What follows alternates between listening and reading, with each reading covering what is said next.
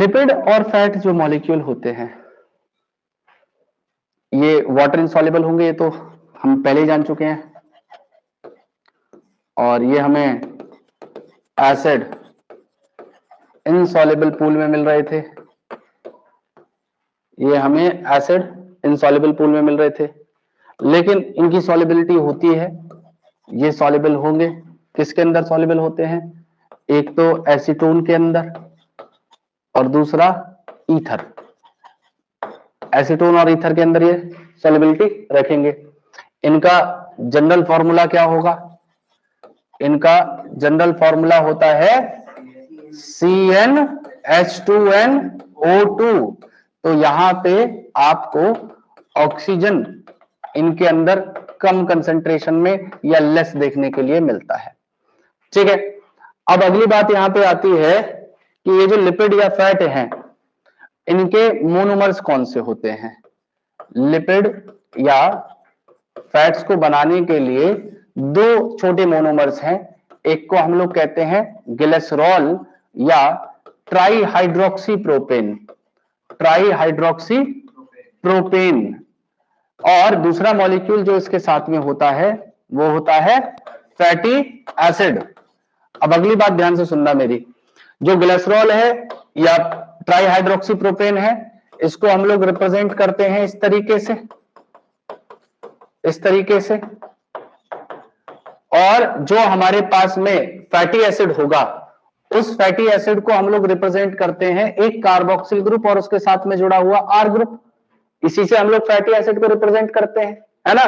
अब इन जो fatty acid है, ध्यान से सुनना मेरी बात, ये जो फैटी एसिड है ये इस OH ग्रुप के साथ में रिएक्ट करते हैं, ये फैटी एसिड इन OH के साथ में रिएक्ट करते हैं और इनके बीच में एक बॉन्ड बनता है जिसे हम लोग कहते हैं एस्टर बॉन्ड, और इसीलिए इनको फैट को क्या कहा जाता है कि these are esters of fatty acid and glycerol. इसीलिए हम इन्हें क्या कहते हैं कि ये एस्टर्स हैं किसके, फैटी एसिड के और ग्लिसरॉल के। क्लियर है मेरी बात सभी को।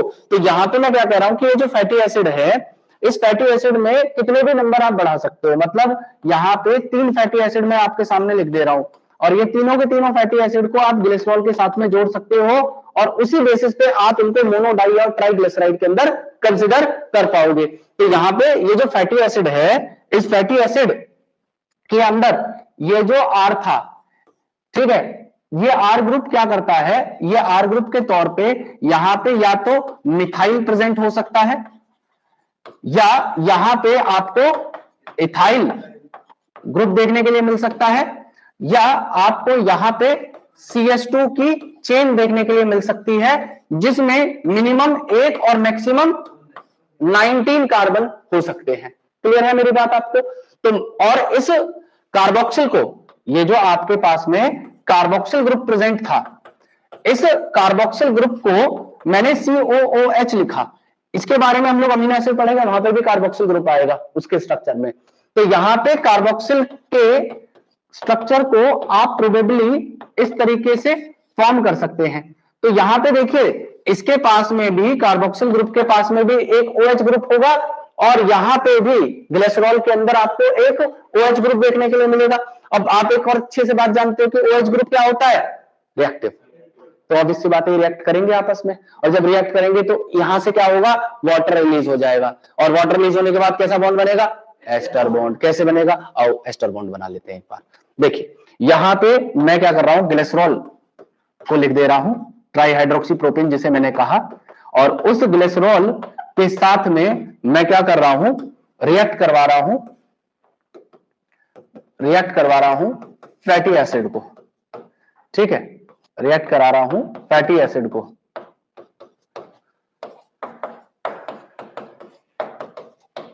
तो यहां पे ये जो OH ग्रुप होंगे, ये OH ग्रुप आपस में क्या करेंगे, रिएक्ट करेंगे, और ये जब OH रिएक्ट करेंगे तो यहां से क्या रिलीज हो जाएगा, वाटर रिलीज होगा, और वाटर रिलीज होने के बाद में यहां से इन देखो ये और ये रिएक्ट करेंगे, एक वाटर मॉलिक्यूल यहां से रिलीज होगा, एक वाटर यहां से रिलीज होगा और एक वाटर मॉलिक्यूल यहां से रिलीज होगा। 3 वाटर मॉलिक्यूल रिलीज होंगे अगर हम ट्राइग्लिसराइड बनाते हैं।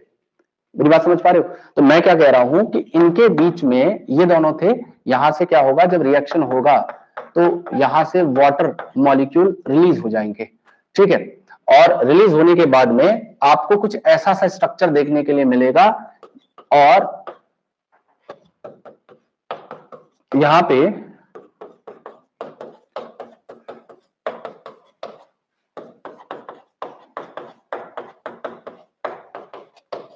ये जो मॉलिक्यूल मिला है ये एक लिपिड है या एक टिपिकल फैट का स्ट्रक्चर है।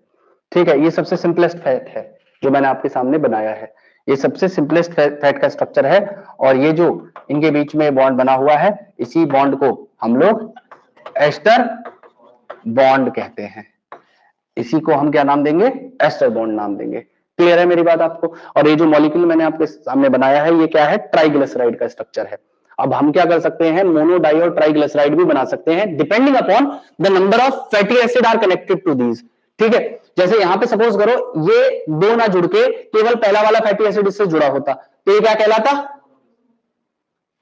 ये ना जुड़ के दो जुड़े होते तो, और तीनों जुड़े होंगे तो ट्राइग्लिसराइड। तो मैं क्या कह रहा हूं?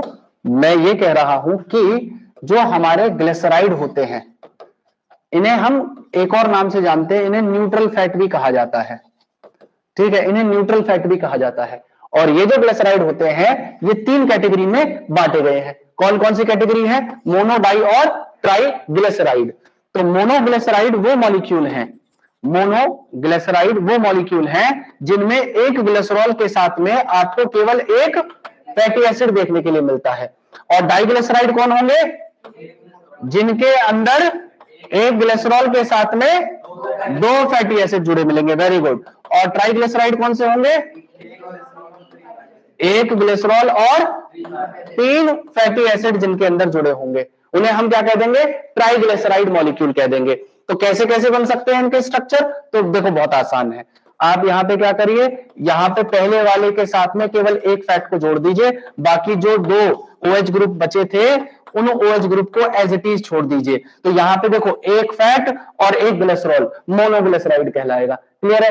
और दूसरा मॉलिक्यूल आपको बनाना है तो देखिए दो OH ग्रुप को ऑक्यूपाई करवा दीजिए और एक OH को आप फ्री छोड़ दीजिए, तो वो कहलाएगा आपका क्या? डाइग्लिसराइड। और यहां पे तीसरा वाला अब की बार फ्री रह जाएगा, तो दो फैटी एसिड एक ग्लिसरॉल, क्या बन गया? डाइग्लिसराइड मॉलिक्यूल बन गया। ट्राइग्लिसराइड जो ऊपर बनाया था उसी स्ट्रक्चर को मैं दोबारा रिपीट कर दे रहा हूं।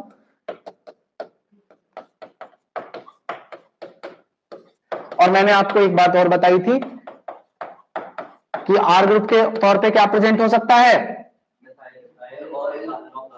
मिथाइल, इथाइल या long chain of carbon. Clear है मेरी बात आपको? पक्का क्लियर है? तो देखो ये तो मैंने आपको सबसे सिंपल फैक्ट बना के दिखाया जो आपके सामने है, लेकिन इन फैक्ट्स को भी हम कैटेगराइज कर सकते हैं। इनकी कैटेगरी क्या क्या हो सकती है?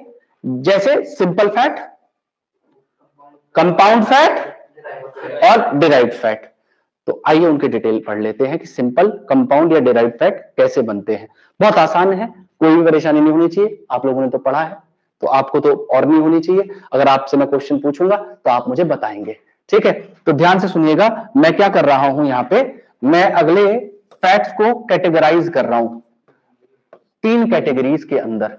कौन कौन सी कैटेगरी है? सबसे पहली होगी सिंपल फैट और दूसरी कैटेगरी कौन सी होगी? कंपाउंड फैट कह लीजिए या लिपिड कह लीजिए। ठीक है, और तीसरे होंगे डिराइव्ड लिपिड्स।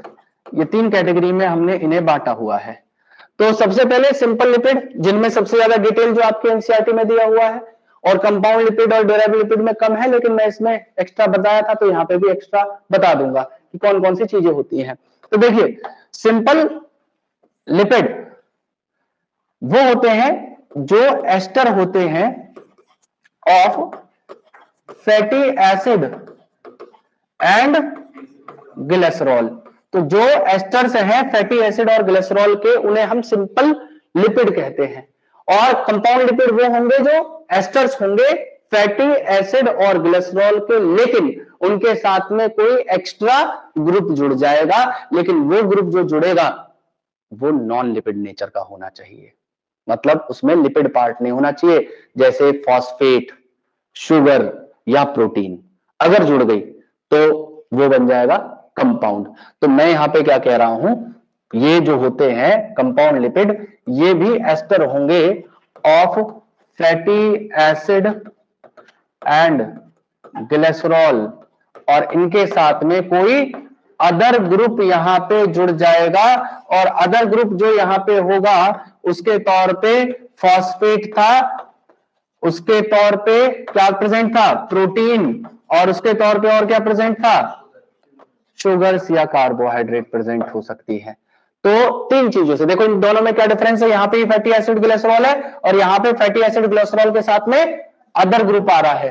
क्लियर है, दोनों में डिफरेंस समझ में आ रहा है। इसमें एक्स्ट्रा ग्रुप कोई नहीं लगा होगा, ये सिंपल फैट है, इनके साथ में कोई एक्स्ट्रा ग्रुप जोड़ दिया तो ये कंपाउंड लिपिड बन जाएंगे। क्लियर है मेरी बात। और डिराइव्ड लिपिड कौन से थे, डिराइव्ड लिपिड वो है जिनका स्ट्रक्चर फैट या लिपिड जैसा नहीं होता, लेकिन उनके प्रॉपर्टीज लिपिड जैसी होंगी, है ना। तो डिराइव्ड लिपिड वो होते हैं कि जिनके, मैं लिख दे रहा हूं, they do not resemble lipid या fat in structure, but they have properties like lipid, उनके पास में लिपिड की जैसी प्रॉपर्टी होती है। और मैंने आपको बताया था कि वो प्रॉपर्टी जो फैट की सबसे इनेट प्रॉपर्टी है, हाइड्रोफोबिक नेचर होना, तो इनके पास में हाइड्रोफोबिक नेचर होगा, जैसे कि लिपिड या फैट के अंदर प्रेजेंट होता है। मेरी बात क्लियर है, पक्का क्लियर है। अब ध्यान से सुनना, ध्यान से सुनना, यहां पे जो सिंपल फैट या लिपिड है, सिंपल फैट या लिपिड है, इनके अंदर दो कैटेगरी बांटी जा सकती हैं, या तो सिंपल फैट या न्यूट्रल फैट, और दूसरे वैक्स। तो आइए उन्हें बांट लेते हैं। तो यहां पे मैंने क्या कहा कि जो सिंपल लिपिड थे, जो सिंपल लिपिड थे, इनको दो कैटेगरी में बांट रहा हूं। या तो मैं इन्हें कह दे रहा हूं कि ये आपके सिंपल फैट होंगे, या इन्हीं को क्या कह सकते हैं, न्यूट्रल फैट, और दूसरी का कैटेगरी आएगी वैक्स। तो वैक्स सिंपल या न्यूट्रल फैट से किस तरीके से अलग होंगे, इनके अंदर फैटी एसिड और ग्लिसरॉल की जगह कोई दूसरा हायर अल्कोहल ग्रुप जुड़ जाएगा। क्लियर है, मतलब यहां पे क्या होगा, मैं लिख दे रहा हूं कि they are esters of fatty acid and higher alcohol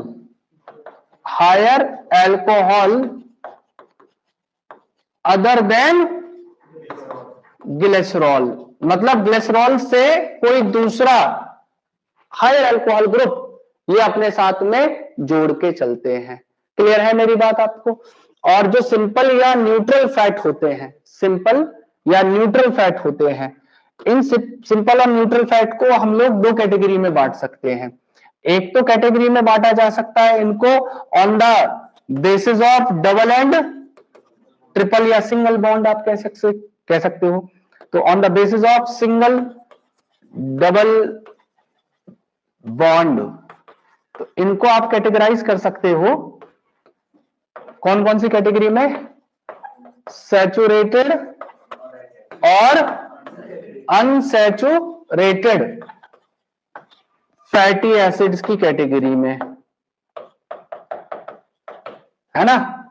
तो सैचुरेटेड वाले कौन से होंगे, जिनके अंदर केवल सिंगल बॉन्ड होगा, ओनली सिंगल बॉन्ड, और जिनके पास में डबल बॉन्ड होंगे, ठीक है, जिनके पास में डबल बॉन्ड होंगे उन्हें कहते हैं हम लोग अनसैचुरेटेड फैटी एसिड्स। अभी इनको अलग से एक चार्ट में कैटेगराइज कर लेंगे। अभी दूसरे नंबर पे बात कर लेते हैं, क्या बताया था मैंने अभी थोड़ी देर पहले आपको, ग्लिसराइड। तो ग्लिसराइड भी सिंपल फैट की कैटेगरी में थे, तो इनको भी आप कैटेगराइज कर सकते हो कि ये मोनो, डाई या ट्राई ग्लिसराइड के तौर पे हो सकते हैं। ठीक है जी। और इनके एग्जाम्पल्स मैं आपको अलग से बताऊंगा जब मैं इनको डिटेल में बता रहा हूँ, उस टाइम पे इनके एग्जाम्पल बताऊंगा कि कौन कौन सा एसिड कौन सा होगा और किसमें कितने कार्बन होंगे, ठीक है। और वैक्स के बारे में बस एग्जाम्पल यहीं पे लिख लेना, इनको डिटेल में नहीं पढ़ना है। इसका नाम था बी वैक्स लेनोलिन। तो ये जो बी वैक्स लेनोलिन है ये वैक्स की कैटेगरी में आएगा। इनके पास में फैटी एसिड के अलावा कोई हायर अल्कोहल होगी अदर देन ग्लिसरॉल। क्लियर है मेरी बात? अब दूसरे नंबर पे मैंने जो कंपाउंड लिपिड बताए थे, कंपाउंड लिपिड के अंदर हमें कई तरीके के एग्जाम्पल पढ़ने। मैंने बताया क्या कि जिसके अंदर फैटी एसिड, ग्लिसरॉल और कोई दूसरा ग्रुप के तौर पे फॉस्फेट, प्रोटीन या शुगर प्रेजेंट हो। तो सपोज करो इसके एग्जाम्पल में आएगा सबसे पहला फॉस्फोलिपिड। कौन सा आएगा? फॉस्फोलिपिड। फॉस्फोलिपिड में क्या होगा? फॉस्फेट और लिपिड एक साथ जुड़ जाएंगे, है ना। और फॉस्फोलिपिड का ही एक मॉडिफाइड रूप हमें पढ़ना है जिसे क्या कहते हैं? लेसिथिन, जो प्लाज्मा मेम्ब्रेन के अंदर प्रेजेंट होगा। अभी कैसे बनेगा उसकी बात करेंगे थोड़ी देर में। दूसरे नंबर पे हमें यहां पे पढ़ना होगा एक ग्लाइकोलिपिड। कौन सा? ग्लाइकोलिपिड। उसके अलावा लिपोप्रोटीन, लिपोप्रोटीन, और उसके अलावा क्रोमोलिपिड और क्रोमोलिपिड। तो देखो phosphate lipid, phospholipid, phosphate other group है, glycolipid, glyco carbohydrate plus lipid, तो क्या हो गया? कंपाउंड। लिपोप्रोटीन मतलब लिपिड और प्रोटीन, प्रोटीन क्या हो गई? अदर ग्रुप हो गई। तो नॉन लिपिड ग्रुप में जो भी होगा, जो उसके साथ जुड़ा होगा, वो उसको कंपाउंड बना देगा। इसके अलावा क्रोमोलिपिड, पिगमेंट प्लस लिपिड, क्रोमोलिपिड हो जाएगा। क्लियर है मेरी बात? अब तीसरे नंबर पे आते हैं जिन्हें कहा जाएगा डेराइव्ड लिपिड। डेराइव्ड लिपिड के अंदर हम लोग को एग्जाम्पल पढ़ने हैं कौन कौन से? एक तो स्टेरॉइड्स के बारे में पढ़ना है, और स्टेरॉइड के साथ में हम लोग सेक्स हार्मोन की बात करेंगे, और दूसरा स्टेरॉइड के अंदर ही कोलेस्ट्रॉल मॉलिक्यूल के बारे में पढ़ा जाएगा, और उसके अलावा एक प्रोस्टाग्लैंडिन्स का एग्जांपल आपको यहाँ पे कंसीडर करना पड़ेगा या याद करना पड़ेगा। तो ये तो रहा बात आपके लिपिड का कैटेगराइजेशन। अब हम लोग क्या करते हैं, इन लिपिड्स को एक एक करके पढ़ना शुरू करते हैं, ठीक है। तो मैं सबसे पहले सिंपल लिपिड से शुरू करूंगा, जिसमें आपको सैचुरेटेड और अनसैचुरेटेड के बीच में डिफरेंस बताया जाएगा। तो ध्यान से सुनिएगा। यहां पे सबसे पहले मैं बात कर रहा हूं कि जो सिंपल लिपिड होते हैं,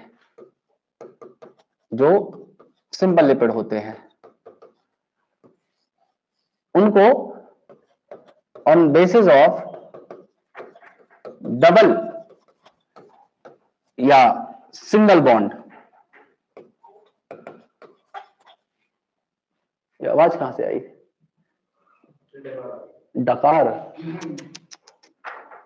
सिंगल और डबल। मैं बोला माइक में कहां से आवाज आ रही है? ठीक है, एलियन तो नहीं है? तो ऐसी डकार कौन लेता है? अगर मैंने डकार लेना, विश्व आसमान पल्ला घर सुनेगा। तो इधर देख, ठीक है। नहीं, जैसे मैंने बहुत सारे लोगों को देखा है, जैसे मैं छींक मारता हूं ना तो ब्लास्ट होता है, पहले तो मूड बनाया जाता, एक फव्वारा सा आता है। अगर कोई गलती से मुंह पे हाथ में लगाओ तो शावर हो जाएगा सामने वाले का, इतना इंटेंस होता है वो डकार होती है, इतनी इंटेंस डकार होती है। मैंने लोगों को देखा छींकते हुए, ठीक है, नहीं मैंने लोगों को देखा है वो लोग छींक मारते, बताओगे छींक छींक, अरे भाई छींक मार रहे हो, मजाक कर रहे हो? हमसे सीखो छींक मारने, ना शावर करवा दो सामने वाले को, ठीक है। तो इधर देखो, on the basis of single and double bond हम लोग कैटेगराइज कर रहे हैं इसको दो कैटेगरी में। एक थे जिनके पास में केवल सिंगल बॉन्ड था, उन्हें हमने क्या नाम दिया था? Saturated fatty acid. और जिनके पास में डबल बॉन्ड थे उन्हें कहा था हमने अनसैचुरेटेड फैटी एसिड्स। जो सैचुरेटेड फैटी एसिड होंगे, इन सैचुरेटेड फैटी एसिड्स में ओनली सिंगल बॉन्ड मिलेगा, और ये रूम टेम्परेचर पे कैसे होते हैं? सॉलिड। और इनका मेल्टिंग पॉइंट लो या हाई?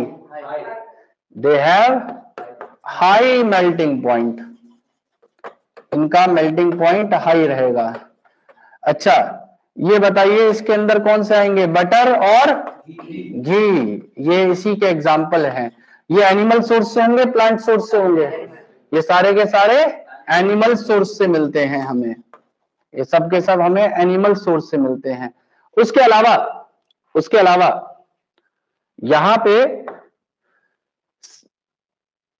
अच्छा ये बताइए आप मुझे, हालांकि मैं आपको पहले बता चुका हूं तो आप बता दोगे, इनमें से अनसैचुरेटेड और सैचुरेटेड में से ज्यादा हेल्दी किसे कंसीडर करेंगे, अनसैचुरेटेड को। क्यों? क्योंकि उनमें नंबर ऑफ डबल बॉन्ड ज्यादा होंगे और वो क्या करते हैं, कोलेस्ट्रॉल के लेवल को या सिंथेसिस को कम करते हैं। ऐसे जो फैट होते हैं ये क्या करते हैं, कोलेस्ट्रॉल लेवल को इंक्रीज करते हैं।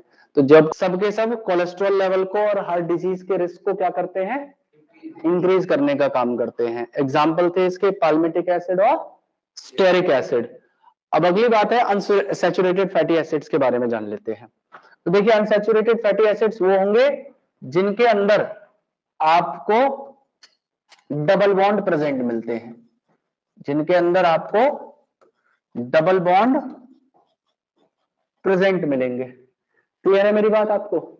दूसरा, ये जो होंगे ये रूम टेम्परेचर पे लिक्विड स्टेट में होते हैं, ये रूम टेम्परेचर में लिक्विड स्टेट में होंगे। इनका मेल्टिंग पॉइंट कैसा होगा, लो मेल्टिंग पॉइंट होगा, मतलब कम टेम्परेचर पे ये मेल्ट हो जाएंगे। मतलब जैसे ये है तो इनका जो मेल्टिंग पॉइंट होगा वो 60 डिग्री सेल्सियस से ज्यादा होता है और इनका मेल्टिंग पॉइंट 13 या 14 डिग्री सेल्सियस पे ही ये लिक्विड स्टेट में आ जाते हैं। क्लियर है मेरी बात आपको? और दूसरी बात मैं यहाँ पे कह रहा हूं कि इसमें एग्जाम्पल था कौन सा, जिंजले ऑयल, ठीक है। और उसके अलावा ये सब के सब आपको ज्यादातर कहां से मिलेंगे, प्लांट सोर्स से मिलेंगे। तो ये हार्ट डिजीज के रिस्क को बढ़ाएंगे, तो दे do not increase risk of heart disease and cholesterol, दोनों ही नहीं बढ़ाएंगे ये कोलेस्ट्रॉल। और इसके अंदर मैंने एग्जांपल बताए थे आपको, क्या याद रखने हैं, ओला कैब, ठीक है, जिसमें ओ से क्या होगा, ऑयलिक एसिड। ऑयलिक एसिड कितने कार्बन का, 18। एल से लिनोलिक एसिड कितने कार्बन का, तीसरे नंबर पे लिनोलिक एसिड, ये भी कितने कार्बन का, और लास्ट है एराकिडोनिक एसिड, ये कितने कार्बन का, 20। इसमें डबल बॉन्ड, इसमें याद रख लीजिए कैसे कैसे, देखो ऑयलिक एसिड ये है 18 कार्बन का, इसमें डबल बॉन्ड 1,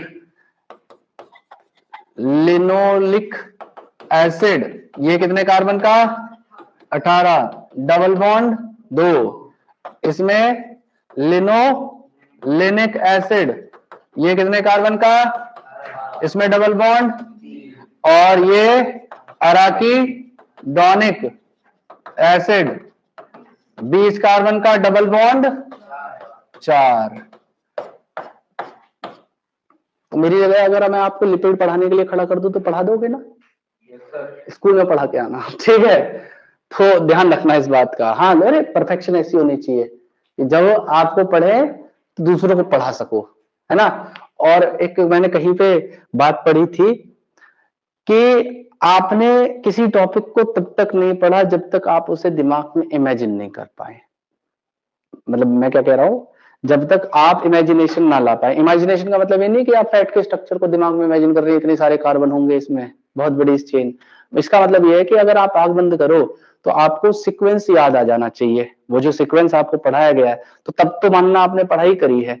और नहीं तो आप ये समझिएगा कि आपने नहीं पढ़ा, बस उसको बस थोड़ी देर के लिए शॉर्ट टर्म मेमोरी में रखा था, उसके बाद आपने दिमाग से उसे निकाल दिया। तो कोशिश करना कि वो रिटेन्ड रहे, लंबे समय तक रिटेन रहे, और आप लोग को तो थोड़े और लंबे समय तक रिटेन करना है। तो जितना आज बोल रहे हो ना, अगले साल देखूंगा कितना बोलोगे, ठीक है। अब आगे ध्यान से सुनिएगा। अब अगला जो हमें यहाँ पे बढ़ना है, तो मैंने बताया था आपको कि जो अनसैचुरेटेड फैटी एसिड थे जिनके अंदर डबल बॉन्ड्स के नंबर ये रहे, कार्बन के नंबर ये रहे, इन अनसैचुरेटेड फैटी एसिड्स को भी हम लोग मोनो और पॉली अनसैचुरेटेड फैटी एसिड्स में कैटेगराइज कर सकते हैं। तो मैं क्या कह रहा हूं, जो अनसैचुरेटेड फैटी एसिड्स हैं, जो अनसैचुरेटेड फैटी एसिड है, इन अनसैचुरेटेड फैटी एसिड को हम लोग मोनो अनसैचुरेटेड फैटी एसिड और पॉली अनसैचुरेटेड फैटी एसिड में कैटेगराइज कर लेंगे।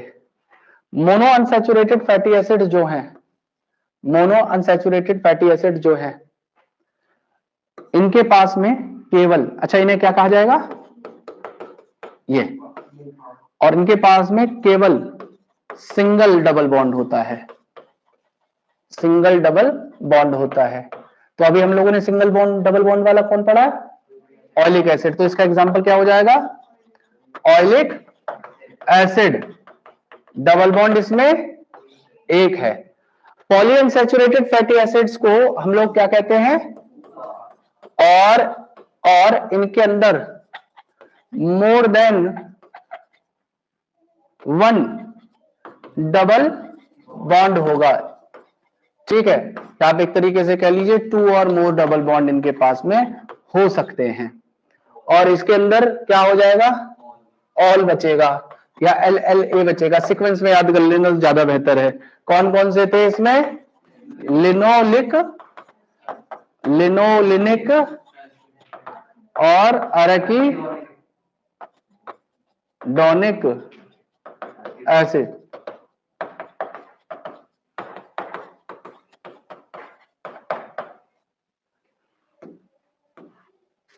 दो double bond, 3 double bond, 4 double bond. और मैंने आपको बताया था जितना ज्यादा अनसैचुरेशन होता है उतना ज्यादा हेल्दियर भी होगा और उतना ज्यादा लिक्विड स्टेट में भी होगा।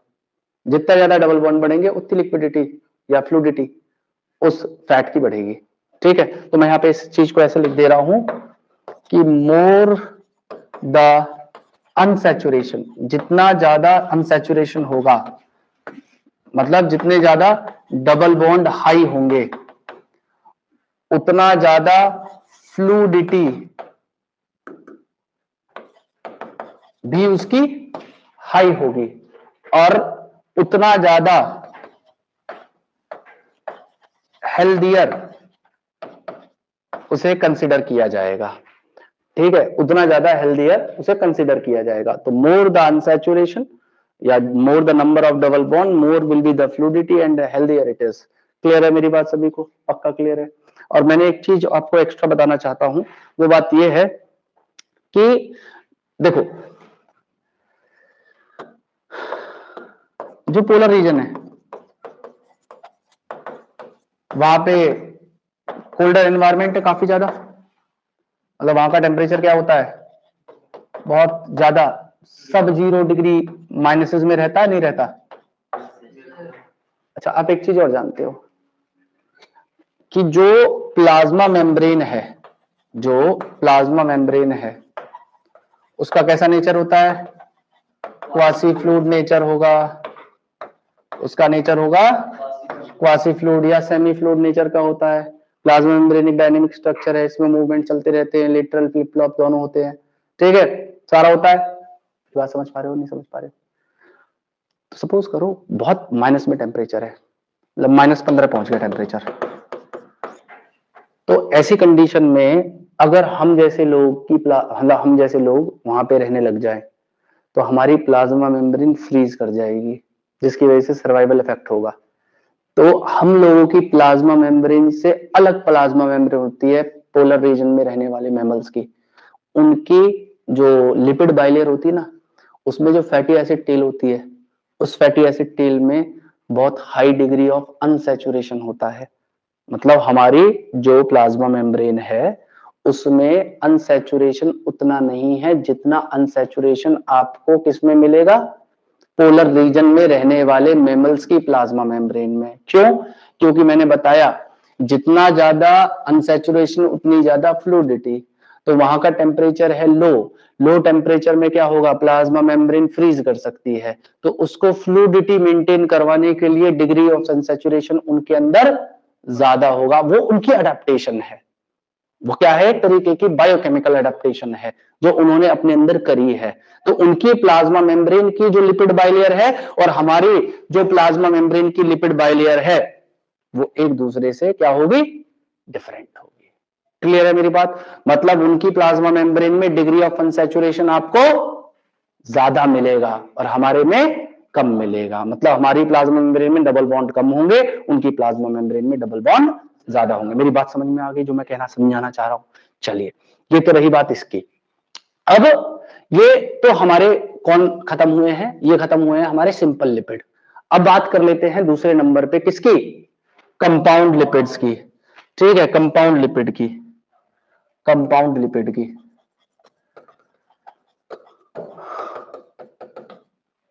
तो कंपाउंड लिपिड वो होते हैं, कंपाउंड लिपिड वो होते हैं जिनके अंदर ग्लिसरॉल, फैटी एसिड और कोई दूसरा ग्रुप जुड़ जाएगा। तो जो इन तीन चीजों से मिलकर बने हैं और इनकी वजह से ये अलग कैटेगरी में आ जाएंगे, इनको अलग कैटेगरी में हम डिवाइड करते हैं। क्लियर है मेरी बात। अब देखिए कैसे कैसे होते हैं। सबसे पहले मैं आपके सामने फॉस्फोलिपिड की बात कर रहा हूं, फॉस्फोलिपिड की बात कर रहा हूं। तो फॉस्फोलिपिड में क्या होता है, ध्यान से सुनना मेरी बात। यहां पे ग्लिसरॉल, फैटी एसिड और फॉस्फेट, ये तीन चीज प्रेजेंट होंगे, ये हो जाएगा यहां पे अदर ग्रुप, यहां पे ये हो जाएगा अदर ग्रुप। तो ग्लिसरॉल के दो OH पे तो फैटी एसिड बाइंड करेगा, तीसरे OH ग्रुप के ऊपर फॉस्फेट बाइंड करेगा। मतलब कहने का ये है, मैं यहां पे लिख रहा हूं 2 out of 3 OH on glycerol are linked with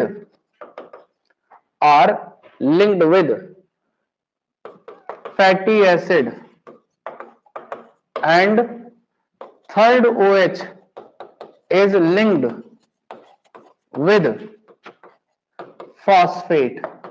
तीसरा वाला फॉस्फेट के साथ लिंक कर जाता है। कैसे करेगा, तो देखिए यहां पे ये पहला OH होना चाहिए था, इसका देखो तीन होते हैं ना इसमें OH ग्रुप, ये तीन OH हैं।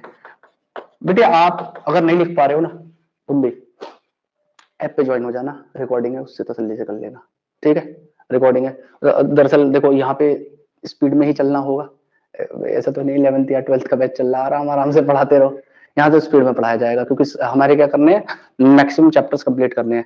मैं कोशिश करूंगा कि मोस्टली 11th के चैप्टर्स और कुछ 12th के चैप्टर्स यहाँ पे मैं करा दूं, ठीक है। और कुछ चैप्टर ऐसे होंगे जो पुराने हैं तो उसमें आप लोग को बता दिया जाएगा, पुराने वाले, तो आप उसमें आ जाना, ठीक है। बाकी चलता रहेगा ऐसी सीक्वेंस, तो आप लोग बने रहिएगा। और लिखने की आपको अगर यहाँ पे ना लिख पाओ तो कोशिश करना कि क्लास के अंदर समझ लो, ठीक है, क्योंकि देखो स्पीड तो रखनी पड़ेगी, मतलब नंबर ऑफ चैप्टर्स अगर हमें मोस्ट ज्यादा कंप्लीट करने हैं तो स्पीड को हमने उसी के हिसाब से पेस को मेंटेन करना पड़ेगा, है ना। तो इसके लिए आप फिर उसमें दो चीजें होती है, या तो आप समझ लो या लिख लो। समझोगे तो लिख नहीं पाओगे, लिखोगे तो समझ नहीं पाओगे, दोनों में से एक नहीं हो पाएगा।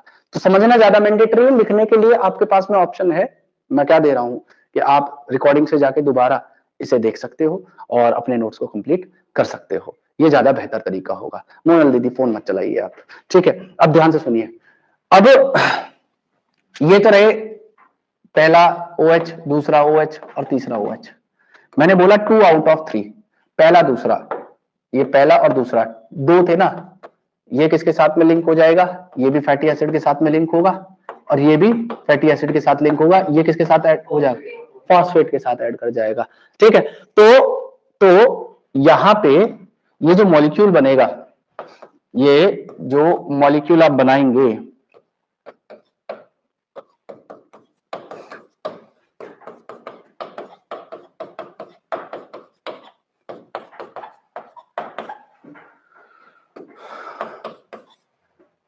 इस मॉलिक्यूल को हम लोग कहते हैं फॉस्फेटिडिक एसिड। इसे क्या नाम देते हैं हम लोग? Phosphatidic acid. क्लियर है मेरी बात आपको? पक्का क्लियर है? अब अगर आप इसी फॉस्फेटिडिक एसिड में फैटी एसिड के साथ में कोलिन ग्रुप को और ऐड कर लीजिए तो क्या बन जाएगा? ये फॉस्फेटाइडिल कोलिन। मतलब कैसे? ध्यान से देखो, मैं क्या कह रहा हूं, फॉस्फेटिडिक एसिड जो फॉस्फेटिडिक एसिड था, ठीक है, उसके साथ में जब आपने कोलिन ग्रुप को और ऐड कर दिया तो क्या बन जाएगा? फॉस्फेटाइडिल कोलिन। और यही फॉस्फेटाइडिल कोलिन का नाम होता है दूसरा लेसिथिन। और यही लेसिथिन प्रेजेंट होता है किसमें? प्लाज्मा मेम्ब्रेन में। ठीक है, यही किसमें प्रेजेंट होगा? प्लाज्मा मेम्ब्रेन में। ठीक है, यही प्रेजेंट होता है प्लाज्मा मेम्ब्रेन के अंदर। और जितने भी न्यूरल टिश्यूज होंगे, उन सारे न्यूरल टिश्यूज की जो मेम्ब्रेन होती है, उस मेम्ब्रेन में आपको ऐसे लिपिड मिलेंगे, will found such lipids which have complex structure. तो आपको normal plasma membrane, normal cell की प्लाज्मा मेम्ब्रेन के अंदर तो क्या मिलेगा? लेसिथिन मिलेगा। ठीक है, और जो न्यूरल टिश्यूज हैं उनकी जो प्लाज्मा मेम्ब्रेन होगी उसके अंदर आपको ऐसे लिपिड मिलेंगे जिनका कैसा स्ट्रक्चर होता है? कॉम्प्लेक्स स्ट्रक्चर होता है। क्लियर है मेरी बात? सभी को कोई परेशानी नहीं होनी चाहिए। तो प्लाज्मा मेम्ब्रेन में कैसा लिपिड होगा? तो देखिए, यहां पे मैं बात कर रहा हूं अगले ग्लाइकोलिपिड की, इसकी ग्लाइकोलिपिड की। तो ग्लाइकोलिपिड में बेसिकली क्या होता है, जो एक अल्कोहल होती है, क्या कहते हैं उसे? Sphingosine alcohol. क्या कहते हैं उसे? Sphingosine alcohol. ठीक है, और उसके साथ में आप ऐड कर दीजिए किस चीज को? फैटी एसिड को। तो ये क्या बना लेगा? जल्दी बताइए, जल्दी बताओ। जब स्फिंगोसिन अल्कोहल के साथ में फैटी एसिड जुड़ जाएगा तो क्या बनेगा? आपको अभी बताया हुआ है और अभी लेटेस्ट आपने पढ़ा हुआ है। जल्दी बताएं, जल्दी। अबे कोलेस्ट्रॉल इसमें कहा आ जाएगा? स्फिंगोसिन अल्कोहल में एक ग्लाइकोलिपिड है और कोलेस्ट्रॉल एक डिराइव्ड लिपिड है। जल्दी से बताइए इसमें क्या होगा? भूल गए? देखिए ध्यान से सुनिएगा, जो स्फिंगोसिन अल्कोहल है और फैटी एसिड है, इन दोनों मॉलिक्यूल को मिला के बनता है सेरामाइड। क्या बन रहा था? सेरामाइड। मैंने अमेरिकन क्रीम बताई थी, उसका नाम भी सेरामाइड रखा था, है ना। और जितने भी ग्लाइकोलिपिड थे उन सब की जो बैकबोन थी या बेस था वो सब सेरामाइड बनाता है। तो मैंने बताया स्फिंगोसिन अल्कोहल के साथ में जब फैटी एसिड को ऐड करोगे तो क्या बनेगा? सेरामाइड बन जाएगा। और यही सेरामाइड क्या होता है? बेस होता है ऑफ ऑल ग्लाइकोलिपिड। मतलब जितने भी ग्लाइकोलिपिड हैं उन सब में आपको सेरामाइड मिलेगा। और जब आप इस सेरामाइड के साथ में इस फॉस्फेटाइडिल कोलिन को ऐड करेंगे तो एक कंपाउंड बनता है स्फिंगोमाइलिन, जो प्रेजेंट होता है myelin sheath of neural tissues. तो इसीलिए यहां पे बोला गया था कि जो न्यूरल टिश्यूज की प्लाज्मा मेम्ब्रेन है उसमें क्या होते हैं? कॉम्प्लेक्स स्ट्रक्चर होते हैं। कॉम्प्लेक्स क्यों है? देखो, जब पहले हमने बनाया फॉस्फेटिडिक एसिड, फॉस्फेटिडिक एसिड बना कैसे? ग्लिसरॉल, फैटी एसिड और फॉस्फेट, इनसे मिलके क्या बन गया? Phosphatidic acid. जब फॉस्फेटिडिक एसिड के साथ में हमने कोलिन को ऐड किया तो क्या बना? फॉस्फेटाइडिल कोलिन। अब इस फॉस्फेटाइडिल कोलिन को सेरामाइड, जो इन दो मॉलिक्यूल से मिलकर बना है, इनके साथ में ऐड करेंगे तो बहुत बड़ा कॉम्प्लेक्स मॉलिक्यूल बन जाएगा और उसी को स्फिंगोमाइलिन बोला जाता है। मेरी बात समझ पा रहे हो आप? तो मैं क्या कह रहा हूं कि when you add ceramide, ceramide खुद में बड़ा मॉलिक्यूल है, स्फिंगोसिन अल्कोहल और फैटी एसिड जुड़ा हुआ है, और इसके साथ में आप फॉस्फोकोलिन को और ऐड कर दीजिए, या फॉस्फेटाइडिल कोलिन, जो भी आप कहना चाहो उसको ऐड कर दीजिए, जिसमें ग्लिसरॉल भी है, फैटी एसिड भी है और फॉस्फेट भी है। इसमें 2 मॉलिक्यूल, इसमें 3 मॉलिक्यूल, और इन दोनों ने मिलकर एक नया मॉलिक्यूल बना, तो कॉम्प्लेक्स हो जाएगा नहीं हो जाएगा है? तो यहां पे बन जाएगा जिसे मैं कहूंगा sphingomyelin, and this sphingomyelin will form myelin sheath of neural tissues, sphingomyelin of या myelin sheath of neural tissues. ठीक है, अब उसके अलावा 2 छोटे छोटे और बचे हुए हैं। एक बताया था आपको लिपोप्रोटीन, लिपोप्रोटीन, लिपोप्रोटीन कौन होंगे भाई? जिनके अंदर लिपिड और प्रोटीन होते हैं, जिनके अंदर लिपिड के साथ में प्रोटीन, प्रोटीन कोई दूसरा ग्रुप है, ठीक है, अदर ग्रुप के तौर पे ऐड हो जाए, तो उसे हम लोग कह देते हैं लिपोप्रोटीन। एग्जाम्पल इसका क्या बताया गया था आपको? काइलोमाइक्रोन। क्या बताया था? काइलोमाइक्रोन, ये लिपोप्रोटीन का एग्जाम्पल था। और चौथे नंबर पे एक और बताए थे जिन्हें कहा था क्रोमोलिपिड। क्रोमोलिपिड कब बन रहे थे भाई? जब किसी लिपिड के साथ में कोई भी पिगमेंट ऐड हो जाएगा तो वो क्या कहलाएगा? क्रोमोलिपिड कहलाएगा। पिगमेंट यहाँ पे अदर ग्रुप प्रेजेंट है, ठीक है, तो जिसमें भी अदर ग्रुप लगा है वो कंपाउंड लिपिड है, और इसके अंदर एग्जांपल आ जाएगा कौन सा? Carotenoid, carotenoids. तो कैरोटिनॉइड्स क्रोमोलिपिड है एक। मेरी बात क्लियर है सभी को? अब आते हैं डेराइव लिपिड के ऊपर। ये तो हमने कंपाउंड लिपिड पढ़े। अब डेराइव लिपिड में क्या क्या होता है, तो ध्यान से सुनना मेरी बात आप। मैं अगले नंबर पे जो शुरू कर रहा हूं वो है डेराइव्ड लिपिड। जो ये डेराइव्ड लिपिड है बेटा, मैंने आपको बताया था कि इनका स्ट्रक्चर जो होगा वो टिपिकल लिपिड से अलग होगा, लेकिन इनके फीचर्स लिपिड जैसे होंगे। तो ध्यान से सुनिएगा मेरी बात। तो डेराइव्ड लिपिड वो होंगे which have different structure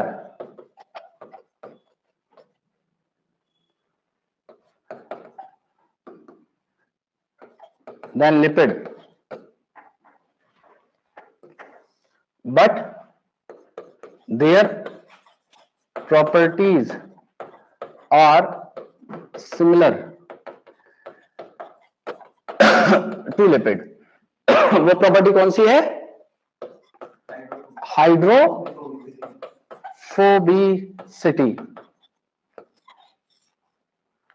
अब इसमें पहली कैटेगरी है स्टेरॉइड्स, पहली कैटेगरी है स्टेरॉइड्स की। तो स्टेरॉइड्स के अंदर आपको कैसा स्ट्रक्चर मिलता है? टेट्रासाइक्लिक स्ट्रक्चर मिलता है।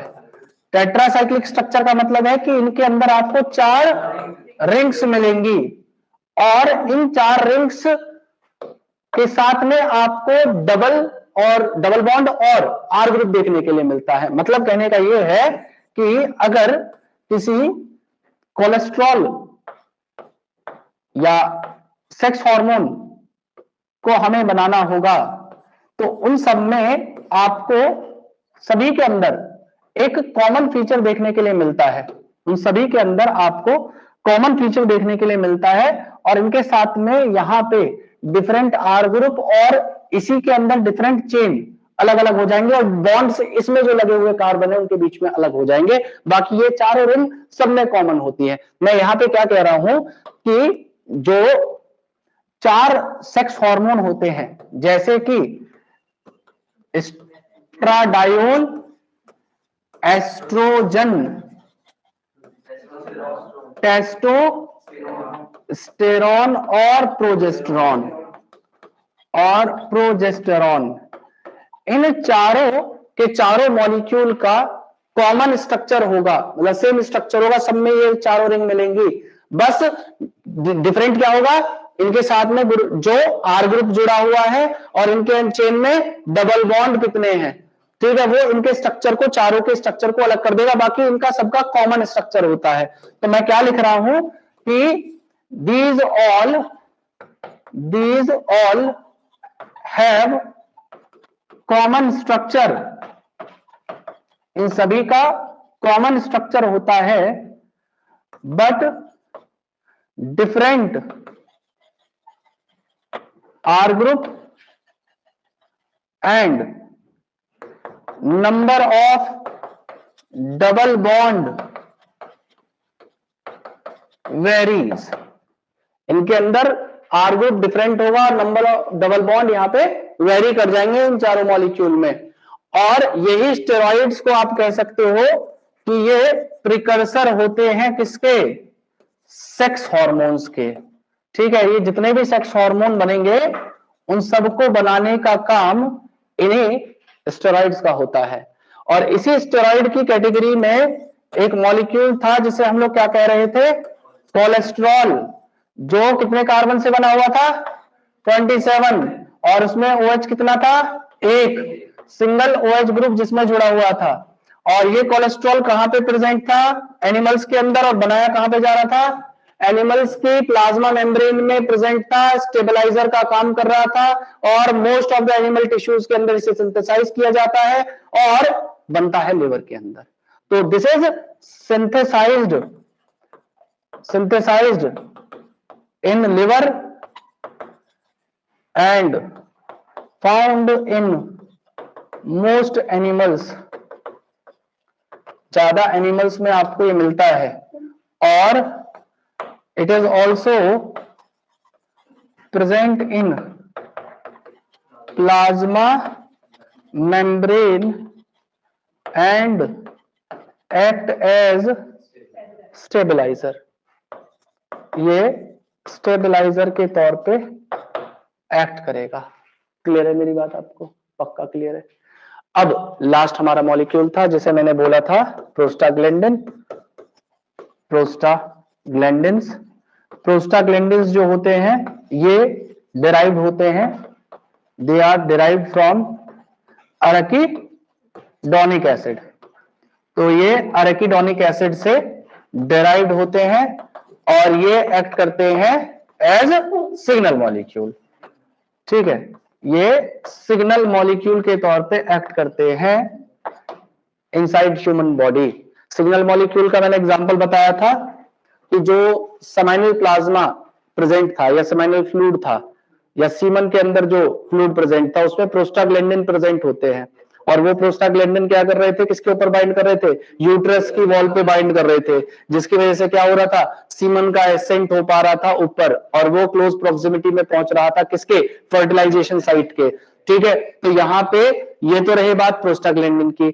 अब ये सारे के सारे डिराइव्ड लिपिड्स थे। अब लास्ट बचा हुआ है हमारा कि फंक्शन क्या हो सकता है लिपिड्स का, फंक्शन ऑफ लिपिड्स क्या होंगे, फंक्शन ऑफ लिपिड्स क्या होंगे। तो ध्यान से सुनिएगा, लिपिड के फंक्शन, सबसे पहला फंक्शन लिपिड का होता है, सबसे पहला फंक्शन लिपिड का होता है कि ये एक स्ट्रक्चरल कॉन्स्टिट्यूएंट होता है ऑफ प्लाज्मा मेम्ब्रेन, ठीक है। It is a structural constituent of plasma membrane. ये किसी प्लाज्मा मेम्ब्रेन का स्ट्रक्चरल कॉन्स्टिट्यूएंट होगा, वहां पे प्रेजेंट होगा कैसे, फॉस्फोलिपिड की फॉर्म में, फॉस्फोलिपिड की फॉर्म में।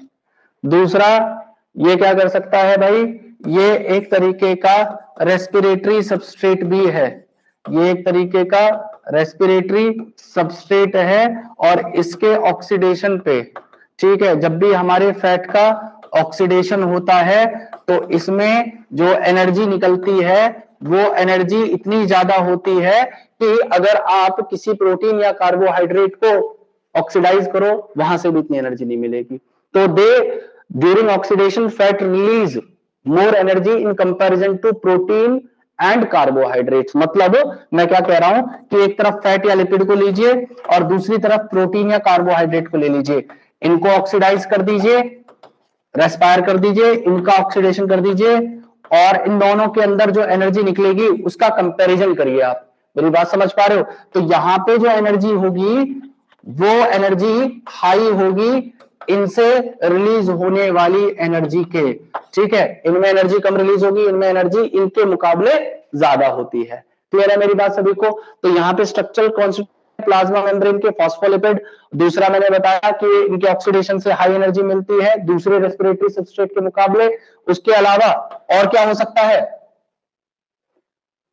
ये हीट इंसुलेशन का काम करते हैं किसके अंदर?